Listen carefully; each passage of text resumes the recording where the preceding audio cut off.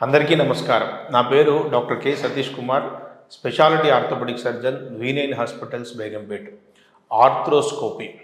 Scopy అంటే ఏమిటంటే చూడడం. మనం ఎక్కడ స్కోప్ పెట్టి చూస్తే దాని ప్రకారంగా మారిపోతుంది. లాపరోస్కోపీ స్టమక్లో పెట్టి చూడడం, తర్వాత ఆర్థ్రోస్కోపీ జాయింట్లో పెట్టి చూడడం, ఇట్లా ఉంటుందన్నమాట. ఆఫ్థాల్మోస్కోప్ కంట్లో పెట్టి చూడడం, ఇట్లా ఉంటుంది. మరి ఎవరిలో చేస్తారు? జాయింట్ లోపల ఉండే ప్రధానమైన స్ట్రెస్లలో ఉదాహరణకి మోకాలు జాయింట్ తీసుకుంటే కుషన్స్, లిగమెంట్స్, కార్టిలేజు, సైనోవియము ఇవి ఉంటాయన్నమాట. వీటిలో ఏదన్నా ప్రాబ్లం ఉంటే పెద్దగా కట్ చేయకుండా చిన్న చిన్న గాయాలతోటి ఎక్కువ రిజల్ట్ వచ్చేట్టుగా, పర్ఫెక్ట్ ట్రీట్మెంట్ వచ్చేట్టుగా చేసే ప్రక్రియను ఏమంటారంటే ఆర్థ్రోస్కోపీ అంటారు. ఇది షోల్డర్ జాయింట్లో ఉండే ప్రాబ్లమ్స్కి చేస్తారు. క్రానిక్ మన పెరియార్థరైటిస్కి చేస్తారు. అంటే మనం తీసుకున్న మెజర్స్ వల్ల కూడా తగ్గకపోతే చేస్తారు. కొంతమందికి రికరెంట్ డిస్లొకేషన్ ఆఫ్ షోల్డర్ ఉంటుంది. యూజువల్గా భుజం అనేది జారిపోతూ ఉంటుంది. దాంట్లో సంబంధించిన ట్రీట్మెంట్ చేయడానికి ఆర్థ్రోస్కోపీ వాడతారు. కొంతమందికి ఏమవుతుందంటే భుజం లోపల బైసెప్స్ టెండాన్ నలిగిపోతూ ఉంటుంది, దానికి ట్రీట్మెంట్ చేస్తారు. కొంతమందికి ఏమిటంటే మైల్డ్గా అరుగుదల మార్పులు ఉండేసి బోన్ పీసెస్ జాయింట్ లోపల జాయిన్ అయిపోయేసి జాయింట్ని ఇబ్బంది చేస్తూ ఉంటుంది, అది క్లీన్ చేయడానికి వాడుతూ ఉంటారు.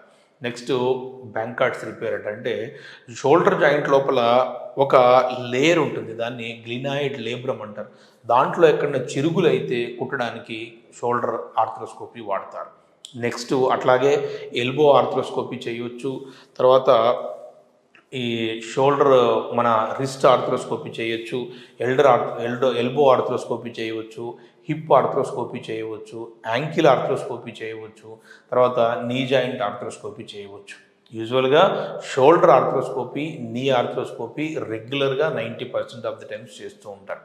మరి మోకాళ్ళ లోపల లిగమెంట్లు కట్ అయినా కానీ, కుషన్ కట్ అయినా కానీ, కార్టిలేజ్ పెచ్చులు ఊడిపోయినా కానీ, తర్వాత లోపల ఉండే సైనోవియల్ లేయర్ ఎక్కువగా హైపర్ట్రోఫీ అయినా కానీ, లూజ్ ముక్కలైనా కానీ, జాయింట్ లోపల ఎక్సెసివ్ ఫ్లూయిడ్ ఉన్నా కానీ, వివిధ రకాల కారణాలకి ప్రతిసారి జాయింట్ని పెద్దగా కట్ చేయకుండా చిన్న చిన్న ఇన్స్ట్రుమెంట్స్ తోటి క్లీన్ చేసేసి చిన్న గాయాలతోటి, మినిమల్లీ ఇన్వేసివ్ కన్నా ఇంకా చిన్న గాయాలతోటి చేసే ఆపరేషన్ని ఆర్థ్రోస్కోపీ అంటారనమాట.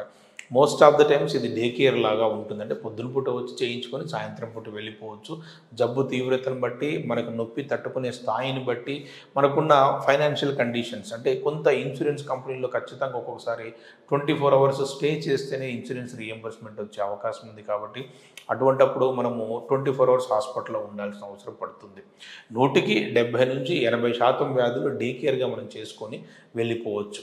చిన్న గాయంతో ఎక్కువ రిజల్ట్ వచ్చే టెక్నిక్ ఏమిటంటే ఆర్థ్రోస్కోపీ. కొన్ని ఓపెన్ సర్జరీల్లో కానివి కూడా ఆర్థ్రోస్కోపీ తోటి చేసుకునే అవకాశం ఉంది. కాకపోతే ఏంటంటే ఆర్థ్రోస్కోపీ అందరు డాక్టర్లు చేయరు.